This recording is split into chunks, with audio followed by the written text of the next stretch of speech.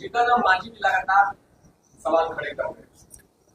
देखिए, इस सवाल का जवाब देने के लिए मैं किसी भी वरिष्ठ नेता का नाम नहीं लूंगा, लेकिन मुझे ये अवश्य पता है, अलग अलग तबकों से खबर आ रही है कि कुछ लोग हैं, कुछ राजनीतिक ताकतें हैं, शक्तियां हैं, जिनको इस रैली की सफलता से थोड़ी असहजता है।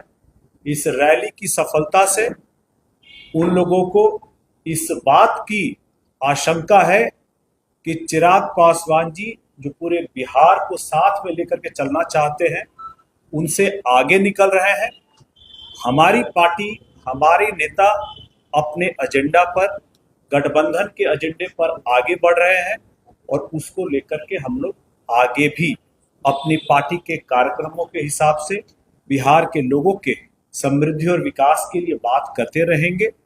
ऐसे जो भी लोग ऐसी आशंका रखते हैं, वो लोग आने वाले चुनावों में भी अपनी कुछ सीटों पर अपनी दावेदारी देखते हैं। तो क्या मेरा सीधा प्रश्न उनसे ये होगा कि क्या आपकी चुनाव की तैयारी गठबंधन में रहते हुए आप गठबंधन के धर्म को पालन नहीं करेंगे? क्या अगर आपकी मांग 10, 20 या 30 सीटों की है, तो आपकी तैयारी क्या सिर्फ 10, 20 और 30 सीटों पर रहेगी?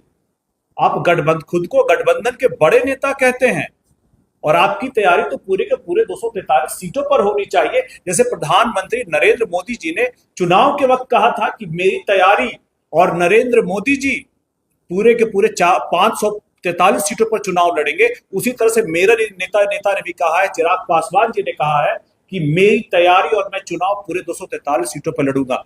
तो क्या गठबंधन के बाकी जो वरिष्ठ नेता है, जो ऐसे सवाल खड़ा कर रहे हैं, जिनको असहजता हो रही है, क्या अपनी सीमित सीटों पर ही अपनी चुनाव की तैयारी रखे हुए हैं? क्या गठबंधन के सहयोगियों को हराने का लक्ष्य लेके चल रहे हैं? क्या गठबंधन के सहयोगियों को जिताने का प्रयास वो नहीं करेंगे? मुझे लगता है आप पत्रकार लोग इतने जीनियस हैं, विद्वत लोग हैं। कुछ सवालों का जवाब मैं आपके बुद्धि और विवेक पर छोड़ता हूं। अगला सवाल। जीतन राम मांझी ने भी स्पष्ट कहा है कि आप सीट बढ़ाकर मांगने के लिए इस तरह का कार्य कर रहे हैं, भीड़ बुला रहे हैं और एक ही गाड़ियों को 3 बार करके शुरू करवा रहे हैं। देखिए, किसी भी दल के मंत्री, विधायक और नेता क्या कहते हैं, उससे बहुत फर्क नहीं पड़ता। उस पार्टी का राष्ट्रीय अध्यक्ष क्या कहते हैं, ये पत्थर की लकीर मानी जाएगी। और उस पार्टी के राष्ट्रीय अध्यक्ष संतोष कुमार सुमन जी का जो बयान कल भी आया है कि हम लोग गठबंधन के मजबूत, हम पांचों के पांचों दल एनडीए गठबंधन के मजबूत सहयोगी हैं और सभी का लक्ष्य गठबंधन में अपने खुद के दल के जो नेता होंगे, जो चुनाव लड़ेंगे और गठबंधन के सहयोगियों को जिताने का प्रयास करेंगे, उनकी लाइन को हम पत्थर की लकीर मानते हैं। किसी भी विधायक, मंत्री या केंद्रीय मंत्री की लाइन को फिर हम अहमियत उस पार्टी के राष्ट्रीय अध्यक्ष के बयान के सामने नहीं देते हैं।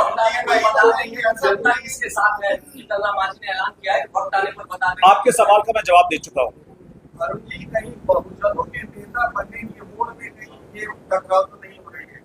देखिए, यहां बहुजनों के नेता बनने की होड़ नहीं लगी हुई है। यहां पर बहुजन के जो बहुत सारे, आपको पता है कि अभी बिहार में जो सर्वे हुआ था और अभी जातियों का जो भी लेखा जोखा है, उसमें बहुत ऐसी जातियां हैं जिनकी संख्या बहुत कम है और विकास के क्रम में अगर कहीं छूट जाती हैं, उनको कोई और नहीं पूछता है, जिनको चुनाव के समय बिनटोलिया कहा जाता है। हम लोग चाहते हैं, हमारे राष्ट्रीय अध्यक्ष चाहते हैं कि इन सभी की जो आकांक्षाएं हैं, उम्मीदें हैं, इनकी जो आवाज है, उसको भी उठाया जाए। और हमारे नेता, हमारी पार्टी का प्रयास रहेगा कि इनको भी विकास के मुख्य धारा से जोड़ा जाए। बोले हैं कि कुछ गाड़ियां आपके साथ रहती है, वही गाड़ियां आगे चले जाकर। आपके सवाल का जवाब मैं दे चुका हूँ। उन्होंने एक और बात कही कि जो लोग शक्तिशाली होते हैं, पावरफुल होते हैं, वो इस तरह का दिखावा नहीं करते, वो शांति से बैठते हैं। और लगातार उनकी तरफ से ये बातें कही जा रही। इससे पहले भी हमने देखा था कि लोक जनशक्ति पार्टी रामविलास और हिंदुस्तानी आवाम मोर्चा के बीच में तकरार देखने को मिली थी, बयानबाजियां देखने को मिली थी। तो क्या कारण थी कि बार-बार दोनों पार्टियों के बीच में ही एनडीए के अंदर इस तरह की तकरार देखने को मिली?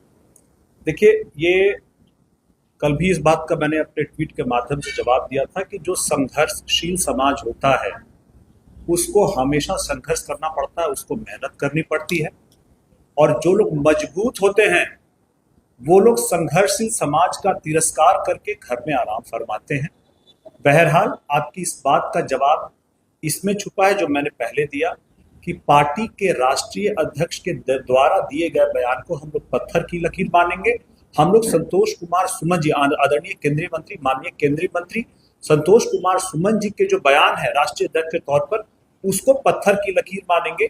हम लोग किसी और ने जो वरिष्ठ केंद्रीय मंत्री, विधायक या बिहार में मंत्री जो उन्होंने कोई भी बयान दी है उसको फिर हम अहमियत नहीं देंगे, हम राष्ट्रीय अध्यक्ष के बयान को पकड़ेंगे। भारती जी, चिराग जी कहते हैं बिहार फर्स्ट, बिहारी फर्स्ट, लेकिन अभी अनुसूचित जाति आयोग बना उसमें चिराग जी के जीजा जी को बना दिया गया, सांसद को भेजा गया, आपको भेजा गया, तो विपक्ष आरोप लगा रहा है कि चिराग जी के लिए परिवार फर्स्ट हो गया है।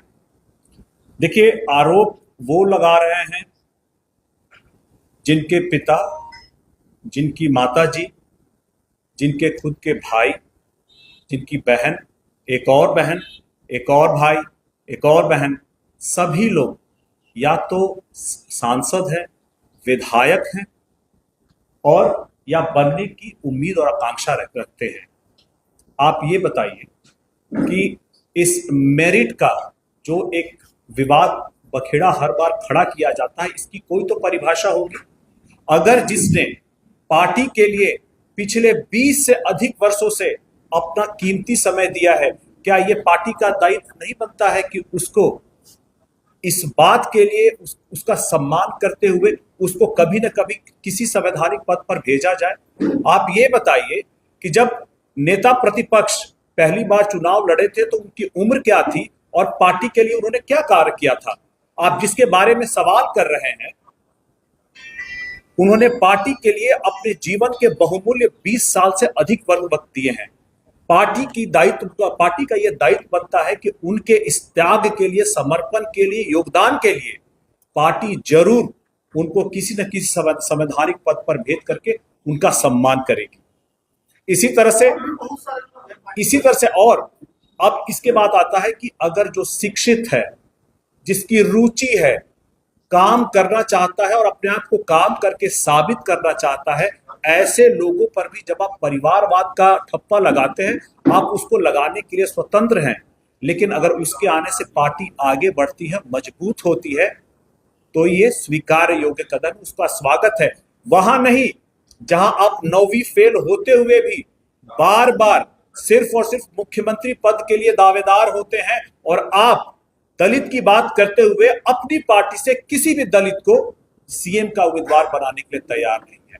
मैं आज दावे के साथ कहता हूं, हमारी पार्टी जब सही समय आएगा, चाहे वो दलित समाज से हो, चाहे वो बहुजन समाज से हो, जो भी लोग उसके उपयुक्त होंगे उसको मुख्यमंत्री पद के लिए हम लोग उसका दावेदार बनाएंगे। और यही नहीं, आपको मैं बता दूं कि 2005 में हमारे संस्थापक स्वर्गीय रामविलास पासवान जी ने उस वक्त कहा था, जो लोग आज अपने आप को MY समीकरण के नेता कहते हैं, उस समय कहा था कि मैं, अगर आप किसी मुस्लिम को आप मुख्यमंत्री बनाएंगे बिहार का, तो मैं पूरे के पूरे 29 विधायक का समर्थन देने के लिए तैयार हूं। और इसके लिए उनकी पार्टी को तोड़ करके फिर सरकार बनाई गई थी। इसीलिए जहां पर आप परिवारवाद का आरोप लगाते हैं, साथ ही साथ आप याद रखें कि 4 उंगलियां आपकी तरफ भी होती है। पार्टी पे आरोप लगा है कि संभवी चौधरी और राजेश वर्मा ने पैसे से टिकट खरीदे थे। आपके घटक दल के नेता ने यह आरोप लगाया। जिसने भी आरोप लगाया है उनके पास ये पूरा अधिकार है कि चले जाए किसी भी जांच एजेंसी से, स्वतंत्र जांच एजेंसी से इसकी जांच करा ले।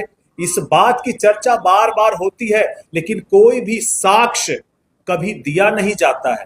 बार बार आरोप लगाए जाते हैं, लेकिन इसकी आगे की जांच के बारे में, इसके आगे की क्या बोलते हैं, सबूत देने की जो बात होती है, इस बारे में कभी भी कोई बात नहीं करता है। शूट और स्कूट ये आम आदमी पार्टी के लोग जो दिल्ली में करते थे, विपक्ष भी यहां कर रहा है। आरोप लगाते हैं और पतली गली से भाग जाते हैं। ये कार्य नहीं होना चाहिए। अगर आप आरोप लगा रहे हैं तो आपके पास सबूत भी होना चाहिए।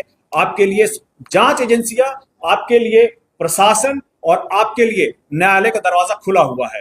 प्रेशर पॉलिटिक्स करते हैं चिराग पासवान। खबर है कि एनडीए का चेहरा बनाना चाहते हैं आप, उसमें सबसे आगे आप, मतलब आपका ये चीजें आती हैं। क्या एनडीए का चेहरा मान लिया आप लोग, या फिर क्या करते हैं? चिराग पासवान 25 का ही घोषणा हो जाए, 25 मार्च को मानेंगे। गठबंधन न्यूनतम साझा कार्यक्रम के तहत होता है। पार्टियों का जो उद्देश्य, जो उनका अपना खुद का विचारधारा, मैनिफेस्टो जो होता है वो अलग होता है, और हमारी पार्टी अपने विचारधारा पर, अपने कार्यक्रमों पर आगे कार्यक्रम करने के लिए स्वतंत्र है। एनडीए की बैठक में आप जाते हैं तो वहाँ उठा दीजिए, ये मांगे और पार्टी मंच से उठाते आ रहा है। आपको कैसे नहीं पता कि वहां नहीं उठाते हैं? आपको बता के क्या जाए सर, कुछ तो रहने दीजिए। मोदी जी आ रहे हैं सिवान में, आप लोग कितने तैयार हो गए सिवान में? नहीं, मोदी जी देखिए, हम लोग पूरी तरह से तैयार हैं। अभी आए थे विक्रमगंज में, मेरा पूरी पार्टी, मेरा पूरा दल का एक एक कार्यकर्ता और पूरा एनडीए एकजुट होकर के मोदी जी का स्वागत करता है। तो हम लोग निश्चित रूप से जहां जहां मोदी जी आएंगे, पूरी मजबूती से एनडीए एकजुट होकर के, हमारा पार्टी लोक जनशक्ति पार्टी रामदास पूरी तन मन धन से उनके स्वागत करेंगे। सिवान में आप लोग काफी इन दिनों ध्यान दिए हुए हैं, आप लोग चिराग जी को रैली किए, मोदी जी को रैली कर रहे हैं, क्या विशेष नहीं, सिवान में कहा नहीं मेरे नेता ताकत की। देखिए यही अंतर है ना, मेरे नेता बोल देते हैं कि मैं 243 सीट पे लड़ूंगा, तो ये तो एनडीए की ताकत के बोलते हैं ना। हम लोग थोड़ी ना है कि मान लीजिए हम लोग को मिलेगा तो हम लोग सिर्फ अपने कैंडिडेट वहां से लड़ेगा। मेरे नेता बोलते हैं कि एनडीए उतनी ही मजबूत है, जिस भी सीट पे एनडीए लड़ेगा। लोक जनशक्ति पार्टी रामविलास के एक कार्यकर्ता 243 सीट पर हर एनडीए के जो प्रत्याशी उनको जिताने का काम करेगा। ये तो मेरे नेता की सोच है। तो बोल ऐसे रहे, ऐसा लग रहा है कि हेलीकॉप्टर छाप कर उतारेंगे। आप लोग शुरुआत में हार रहे थे, क्या उसको इस बार कुछ नहीं हारेंगे। 2025 225। जय श्री राम।